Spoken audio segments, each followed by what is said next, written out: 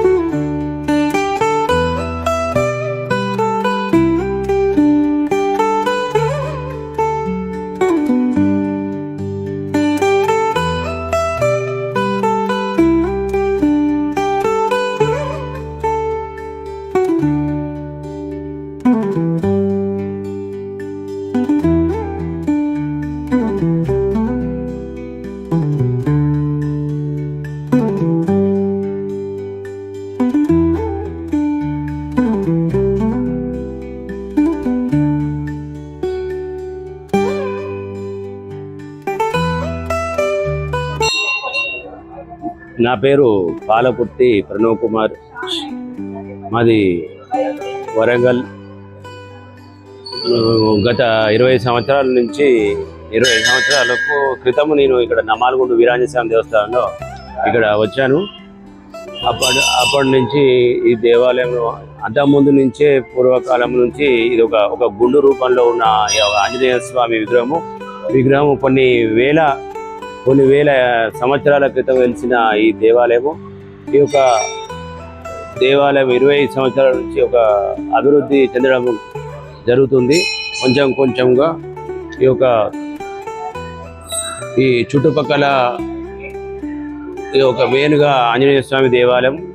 అంతకుముందు సంతోషమాతకు ఎక్కువగా ఈ పూజలు అందుకుని ఉండేది. తర్వాత క్రమేణా ఒక రూపము చేసేసి ఒక ప్లాన్ ప్రకారంగా దేవాలయాన్ని ఒక ఆంజనేయ స్వామి, సాయిబాబా, శివాలయము, సంతోషిమాత ఈ దేవాలయాన్ని అభివృద్ధి చేస్తున్నాము.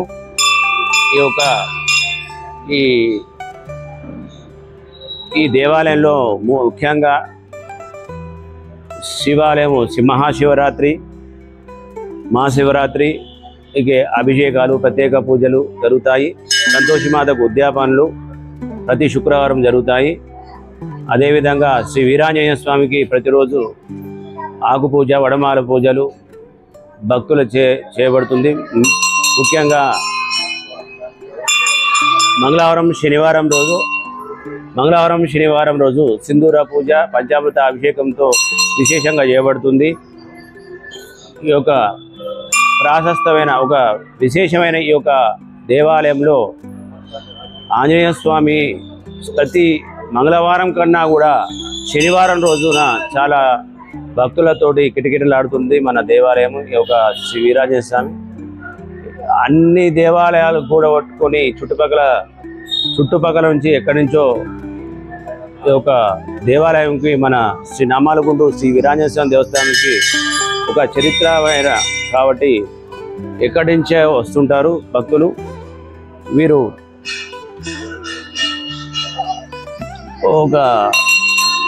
ప్రతి వీరాంజనేయ స్వామి దేవస్థానం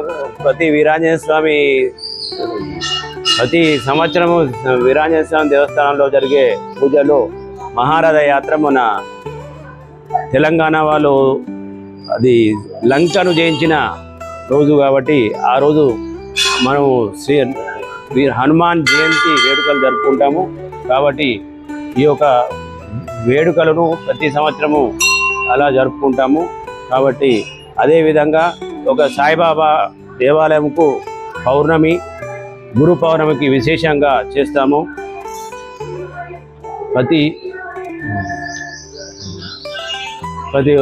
ప్రతిరోజు దేవాలయంలో విశేషమైన అభిషేకాలు, పూజలతో ఈ యొక్క దేవస్థానంలో పూజా కార్యక్రమాలు జరుగుతాయి. భక్తులు అధిక సంఖ్యలో పాల్గొని ఒక దేవస్థానం ఒక అభివృద్ధికి ఇంకా ముందుగా సహకరించాలని, దేవస్థాన అభివృద్ధికి ప్రతి ఒక్క భక్తులు కూడా తమ వంతుగా కృషి చేసి దేవస్థానాన్ని అభివృద్ధి చేయాలని మనసారా కోరుకుంటున్నాను. ఇదే ఆలయంలో మరో ఉపాలయము శ్రీ సంతోషి మాత దర్శనమిస్తారు మనందరికీ. వచ్చిన భక్తులందరినీ చల్లగా కాపాడుతూ అలాగే ఈ స్థలాన్ని కూడా రక్షిస్తూ ఉంటారని ఇక్కడ ప్రతీతి. ఇదే ఆలయంలో మరో ఉపాలయంగా శ్రీ భవానీ రామలింగేశ్వర స్వామి వారు మనకి దర్శనమిస్తూ ఉంటారు.